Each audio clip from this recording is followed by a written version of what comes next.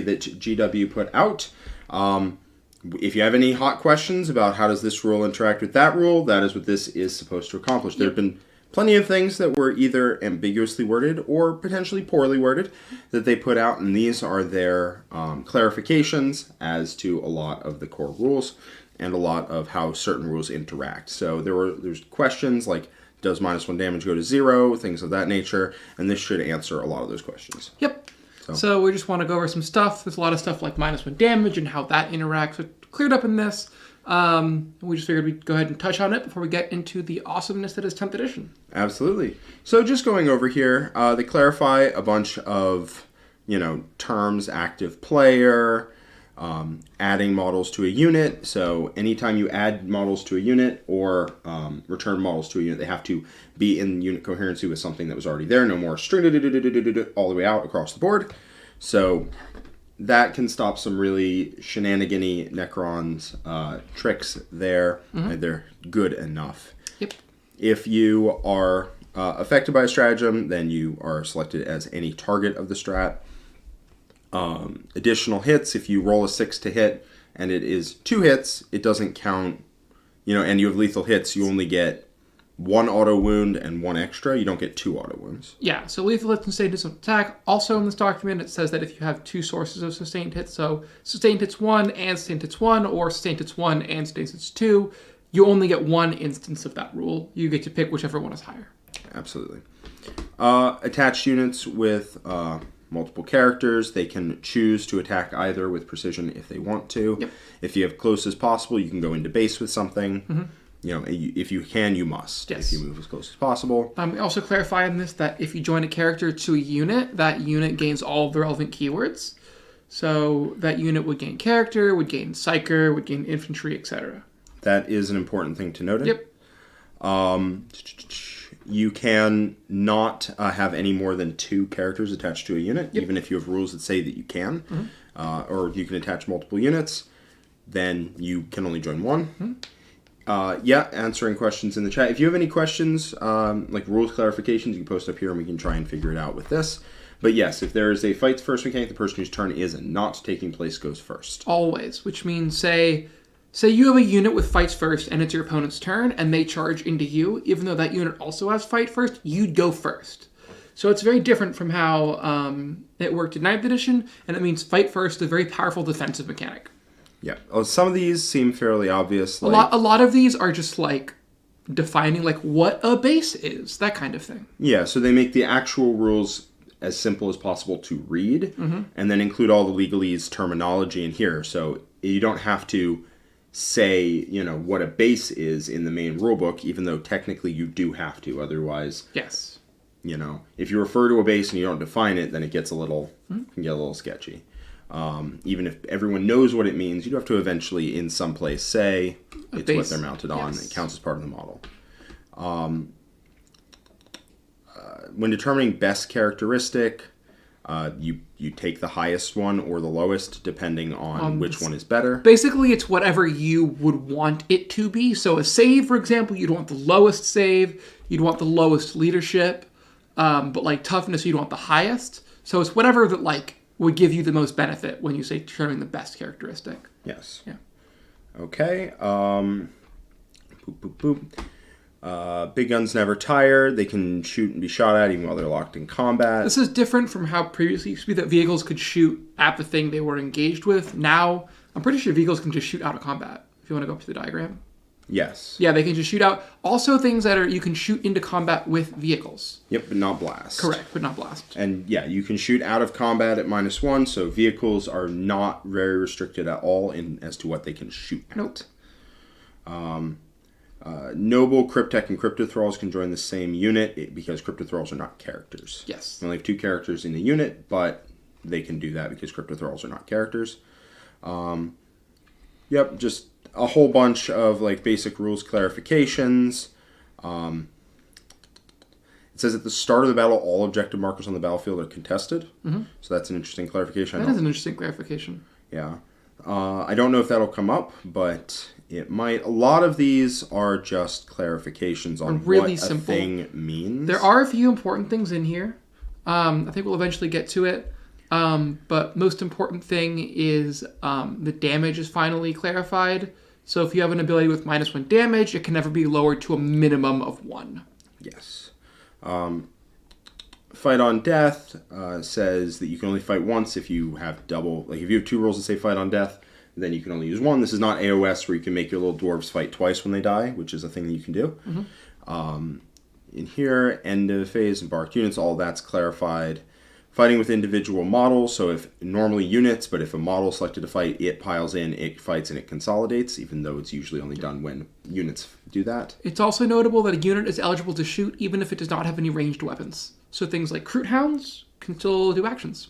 Oh, that is very good. Yep. Unless a unit advanced, it is eligible to shoot. And then it does not... We'll have to see with assault weapons if you're allowed to advance and then do an action just because you have an assault weapon. Yes. And could have shot. William Morissette Leclerc has a $5.50 Canadian super chat. Bonjour. Thoughts on making dev wounds only activate on modified rolls of 6, no combination of anti-X or Fate Miracle dice? I think that's a great change. I think that feels fairly necessary, to be honest. I completely agree. I've seen it batted around a lot where you make Fate dice and a modified roll, so you can't use it for sustained hits or devastating wounds. Yes. I think that'd be an amazing change. Yes. Damage stat of a weapon cannot be reduced to 0. Yes. So they clarified that across the board. And to anyone who has played 40k for more than a couple editions, they've seen this a couple times where damage, occasionally -1 damage comes out without a limiter on it, and then it always gets 1. It's just always an oversight. So they did include that. I'm not actually sure where exactly it's this somewhere in here, but I read it earlier. Yeah. Another thing to note, I don't know if it's in here in the main rulebook, with precision weapons, you have to actually see the character to be able to allocate. Even for combat. So you have a big old unit and a character behind the wall. If you shoot a sniper at that unit, you can't put the attacks on the character. Yeah. Yep. So that means a Vindicare is not necessarily an answer to a Bolter Discipline Librarian. Yep. Because if they step out to get their solid shots, which they want to do their most damage into some targets, you can then Vindicare them back. Well, you can't kill the Librarian. This is pretty simple. It's how it was in 9th edition with the way horizontal distance works. You deep strike 9 inches away horizontally. Yes. They used to say you just deep strike 9 inches away, and then fly let you just move vertically, and they had the problem of, you'd have a knight here, and then 9 inches away vertically, you'd have a Blood Angel Captain deep strike in, and then declare a charge that's 1 inch, because it just needs to move over 1 inch, and engage range them was fine. And they did away with that. That was back in 8th. They triangles, it always gets them. Parker in the chat, I think what happens there is that you remove your models individually, so half of your unit would count as being below half strength and half of the unit would not. Yep. So for example, something like Death Company, who get bonuses when they're at half strength, and then when they're at when they're below half strength, what you do is you'd roll the first guy, he'd be pulled, then you get your bonuses on the guys until you get to below half strength, then you get all your bonuses on those models. Yeah, so the way it works is the way those are worded is that the model fights on death when it's killed, and it specifies that when a model fights on death, it's not the whole unit activating. It is one model by one model piling in, making their attacks, and dying, which a lot of the time you can roll together, but if you do have a rule that means you're below half strength, it's the first model goes in, makes its attacks, your unit is at full strength, it's pulled, next one goes in, makes its attack, your unit's below starting strength, and is pulled, as Quentin was saying. Mr. Pig, thank you very much. Did they say if you get one-shot weapons back if you bring back a destroyed model? We are on page 8 right now. Let me look up. Destroyed resurrections, maybe? Or like one-shot weapons. Oh, yeah. One use only. Not 100% sure, to be honest with you. Not 100% sure. Resurrecting model. It probably is in the resurrecting models place, if it is anywhere. Replacement units. That's just about a new full strength unit. So yes, you'd get. Well, so you're just talking about returning models. So if you return a unit, you'd get your stuff back, along with any war gear and enhancements they started the battle with. So yeah, so start the battle. So yes, if you resurrect like a sentinel that shot a hunter killer missile, you'd get your hunter killer missile back. Yes, that's what it looks like. Yeah, that's what it looks like. You get all the war gear you started the game with. Yes. Another thing I want to talk about real briefly is the way that terrain works now. Oh, we can also talk about fly later. Yeah. But tapping into terrain is no longer as simple as just tapping the edge of the terrain and you can now see through it. Now, to see through a terrain feature, you have to be wholly inside of it. Yes, which means for things like fire prisms that are very big, It's actually quite difficult. it is actually almost impossible to be wholly within a terrain feature. Yes. Which means that you have to go around, and because fly works like this here, going up and over with fly is very difficult. Yes. So the way fly works, this is the biggest change, one of the bigger changes in 10th, is that fly, you no longer just measure horizontally. You measure diagonally up, over, and diagonally down instead of over, up, over, down, over. Yes. So you save a little bit of movement doing that. Not a lot, a little. So basically the intent here is that the, like, start or end in terrain clause of this, imagine your move can be multiple moves. So moving from non-terrain up diagonally is one move, then you move over, then you move down. Yes. So even though this Tyranid Prime is not move starting or ending its move in terrain, there are two distinct segments that are starting or ending the move in terrain, and therefore it gets to move diagonally. Yes. Greg C., what if you're wholly within a dorn hole? Then you have other problems. Oh, our light died. Our light died. Would you That's mind sad. putting that over there? Yeah. Shadows are rough, man. They'll get you. Shadows in the warp, I think, is what we've been affected by. So, looking down here, if you move over alternate heights, you measure.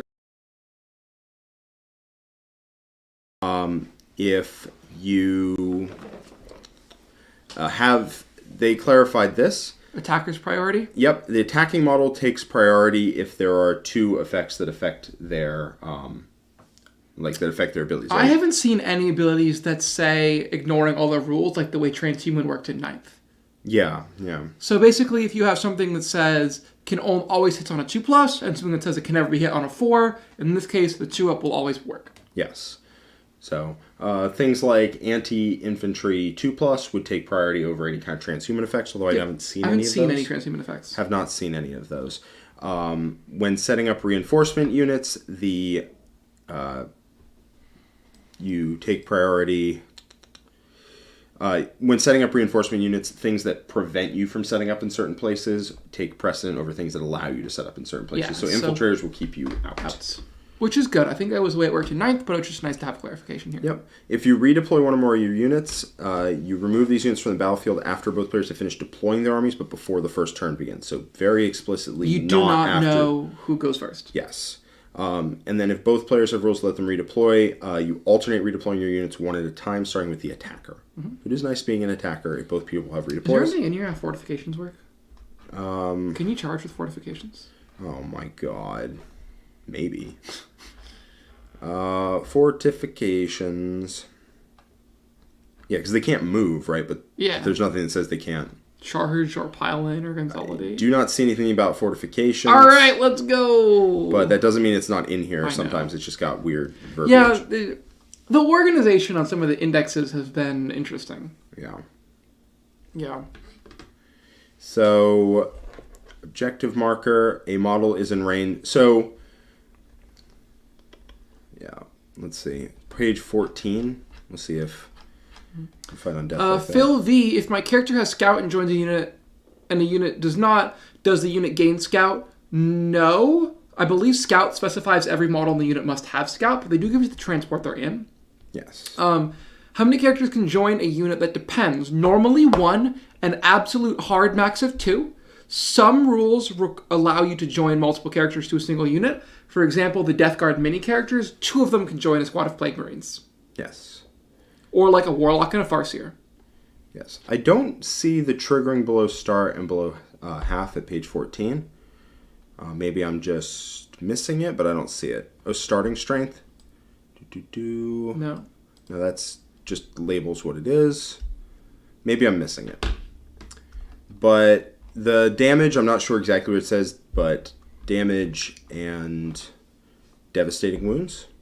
Oh, yeah. Also, if you have a damage reduction, so say something is devastating wounds with 2 damage, and something else is -1 damage or half damage, you would only do 1 mortal wound if you do devastating wounds. Yes. Whenever an ability triggers as a result of a condition being met, the condition triggering that ability is checked at the time the target of the attack is selected, before any models in that unit make any attacks. So the condition for triggering that ability is not met. So what that basically means is that when you target a unit, any condition will affect the entire attack sequence. Yes. But So- this is each model makes an individual attack sequence, so it would count that as Yes. part of it. So if you shoot a heavy bolter at a 5-man squad and kill a dude, and then you throw a grenade or something that has blast, that you'd still get blast on the 5-man. Yes, because Right, yeah. when you threw it, it was at that time. Specifically, also, if you fire a gun that has blast, or a gun that gets, like, let's say you get reroll to wound if your target is below half strength, you don't fire dice, you don't make attacks until they're below half strength and then roll out the rest of them. It counts the whole time. Correct. But when you fight on death, you fight model by model. Yes. So, if every model in attaching is the scout's ability, but the distance listed in that ability varies between models, you can still make the scout move, but you only go up to the shortest distance. Okay, that's good to know. Yes. So basically, you can consider every model in the game has scouts 0. Basically, that Yeah. would be how it. Basically, be how that works. I'm pretty Interesting sure how damage damage- reduction to an omen is in here. It's Yeah. under characteristics, I think. Attack characteristics. Let's try to find the next one. If you just Google damage, I think it's in here. I definitely read it earlier. Hold on, I just saw it. Against some. Oh, no. No, this is kind of in the weeds a little bit, but it will. There's a page that says no damage can be reduced to less than 1. It's definitely in here. I read it earlier. Which is damage characteristic of 1. Dev wounds. Boop. Mortal wounds. Normal damage. Saved suffers damage. The model reaches the inflict damage step of the attack sequence. The model that attack was allocated to is said to have suffered damage. That makes sense. Modifying characteristics. Strength, toughness, attacks, and damage can never be modified below 1. There we go. Yep. And the exception to this is where a rule specifies that you can change the damage characteristic to 0, whereas this is applied before any other modifiers. So if you have +1 damage, And someone blanks damage. you are going to still do 1. It's really interesting. Okay. Yes, yep. So is minimum of 1, which makes sense. You also can't drop them to 0 attacks or 0 toughness or strength, which is good. Leadership characteristics can never go less than a 4 or worse than a 9. AP and objective control can never be modified to worse than 0, which makes sense. Move and range can never be modified to 0, Okay. which I guess the move thing can actually happen. Yes. So the wording on the Warden Bondsman ability different doesn't reduce the damage, but changes the damage characteristic by -1. I would say that is reducing the damage. I think that would just be kind of like, what are my rules? There's no way that subtracting 1 from the damage is not reducing the damage. Agreed. If rule instruction modify the weapon skill, you modify every melee weapon. Ballistic skill, same deal. And characteristics of 20+, i.e. flyers, dash, and not applicable can never be modified. If an ability modifies the damage characteristic and that weapon can inflict mortal wounds, the modifier does not apply to any mortal wounds that are inflicted. Never mind. Okay. Okay, so modifies the damage characteristic. Oh, in addition to normal damage. Yeah. So devastating wounds, I believe is said that dev wounds, you do subtract damage Why before don't we you do just go devastating find wounds. the exact where we're talking about? If we just- But this means that if, for example, on a 6 to wound, I do an additional mortal, Yep, and you have +1 damage. and you have +1 damage, that does not get to 2 additional mortals. If I have -1 damage, it does, well, it would never go to 0, but Yeah. you get the idea. But that does not necessarily mean devastating wounds, although that is what I thought when I first read it. Devastating wounds and precision. Duplicated abilities, no. Lethal hits. No. Modifying damage characteristic and devastating wounds. When a rule modifies an attack's damage characteristic, if that attack scores a critical wound, the damage characteristic is modified before the damage is applied as mortal wound. That is a big deal. If you have -1 damage, it makes you substantially more durable to devastating wounds. Yes. Lewis Luna, we start with 0 CP. Big change. Yep. Jimmy B did fix the benefit of cover that Hellstorm we're gonna be in a video of, where if one model's in cover, it doesn't have line of sight. The unit they shoot has cover? Where if one model in cover doesn't have line of sight, the unit they shoot has cover. It is really easy to get cover. I'm just assuming that every unit has cover all the time. Yeah, basically. We can look up cover in a second. Well, cover's in the core rules. Noah Feldman, wait, if I hit an opponent's unit 2 Thunderfire cannons, that -4 advance, move, advance, and charge. I don't think similar I almost effects certainly no, because it specifically says when you hit a unit, it is like Pinned stunned or whatever, something. yeah. And while a unit is stunned, it's -2 move, advance, charge, which is not, you can't be stunned, you can't be double stunned. It's, you hit them, they're stunned, you hit them, they're still stunned. Or whatever. It was cover? Yeah, cover is a good one to figure out. Benefit of cover, even when not within terrain. Not that. Oop. And that's all they have to say about cover. Did they say anything about rounding in here? Ground? They say a lot about ground.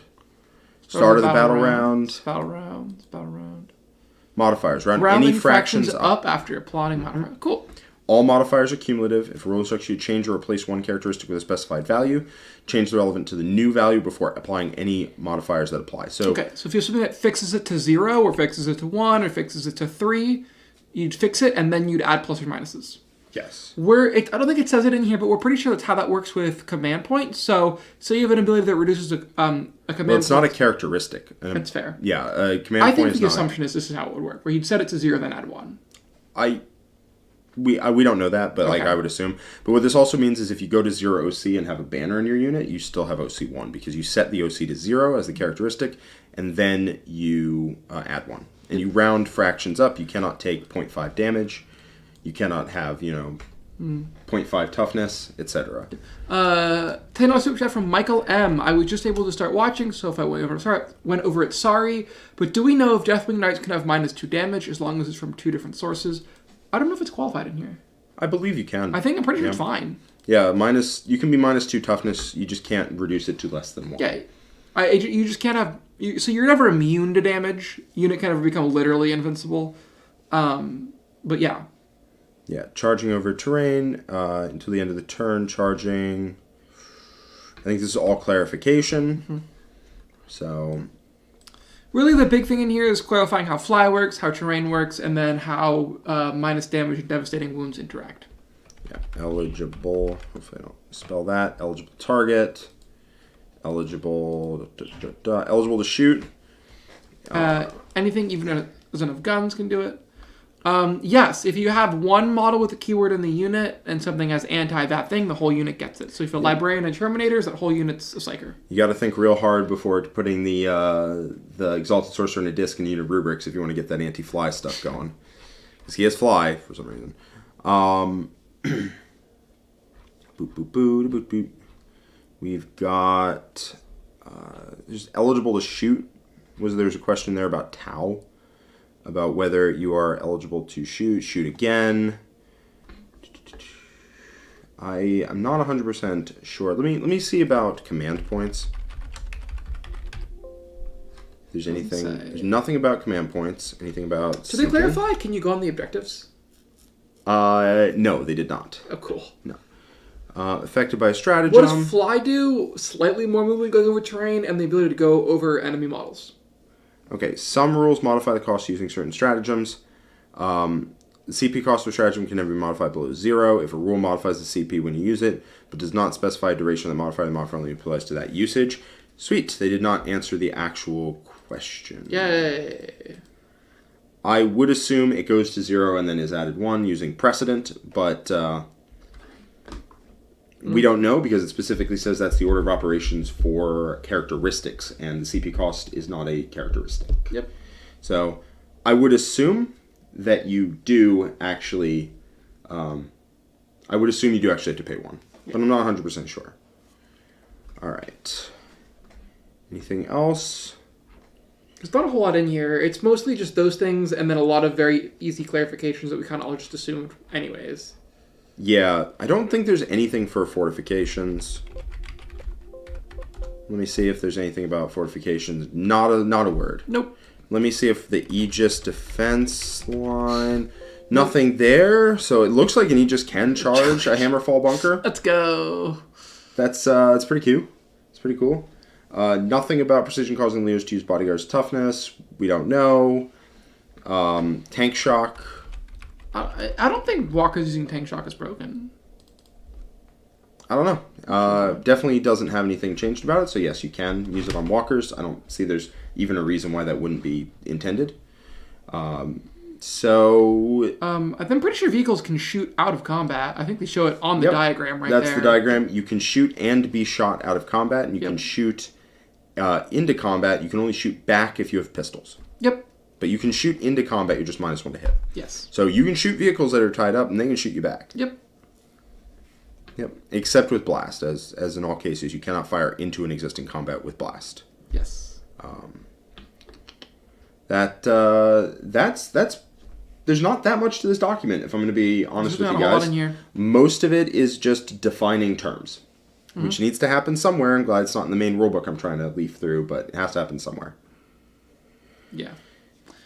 All right. Well, I think that's it. Yeah. We're about to be going live really soon with a game. It's going to be Necrons versus Space Marines. Yep, that's going to be going live, I believe, at 3 o'clock on our 3 YouTube. o'clock, yeah. So if you have any last questions, go ahead and ask them. Otherwise, we're going to be signing off, and we'll catch you guys there at that game. Yep. I mean, I think So, Tuco has a question about if the move characteristic of dash means you can't move, means you can't charge. Not clear, 100%. Yep. But any TO worth their salt will tell you absolutely not if you try to charge with a fortification. Yeah. They will tell you absolutely not, and to go touch grass if you try it. Yep. But I don't think anyone's really actually going to try it in a serious way. And because TOs usually crack down on this should not actually be how that works at all. You know, things like fortifications, charging. TOs will never let that happen. And if you're playing, in your friend's basement, on a friend's table at your local gaming store. And you want to charge with your Aegis defense line. If your opponent wants you to charge with your Aegis defense line, you charge with your Aegis defense line. But in any kind of match, if both of you are okay with it, then go for it. I don't care what you do in the privacy of your own basement. But in public, no one's charging with that. Days of Doom, $5 super chat. Are there rules about using old models since they're often on smaller than current ones? Do you guys know a good source for older Eldar bits? eBay? Your friends? Generally, as long as the profile is not ludicrously different and you put them on the correct base size, it's typically fine. It depends on what tournament you're going to. Yeah. I know WTC has a basing guideline, and they all have to be on the base. I don't care when you bought them. Plenty of tournaments will let you play with whatever old models that you have. So if you have a teeny weeny Rhino, such as life, you get to use this itty bitty little boy. Yeah, I mean, I think it also depends on the major. Like, I personally wouldn't use the old avatar as the new avatar. Yeah, there are some I think tournaments will not let you get away with. I think the avatar can be great for a Farseer or something. Yeah, it's a bit big, but whatever. Yeah. But in terms of using it as the actual avatar, I think most tournaments will ask you to not. Agreed. Yeah. So I think that's mostly it. I see there's someone in chat being harsh on a channel for getting a rule wrong. Man, it's a whole new edition, just got released this last week, so give some people some time to digest it. There's a lot of rules in 40k. There's a lot of rules in 40k. I'm getting them wrong constantly. For example, I thought vehicles couldn't shoot out of combat until yesterday. Yes. So, it happens. Mm-hmm. It happens. All right. You know what? That is it for this. I'm going to post the link to this in the chat. If you have any questions of your own, you can go through. Mostly, this is defining terms, so I don't think there's too much to cover. Nope. And I'm super excited. I'm going to be manning the computer for the game between Richard and John, so if you have any questions there, you can ask, and I will answer. So, I think that's it for us for today. Bye-bye. See you later in the game.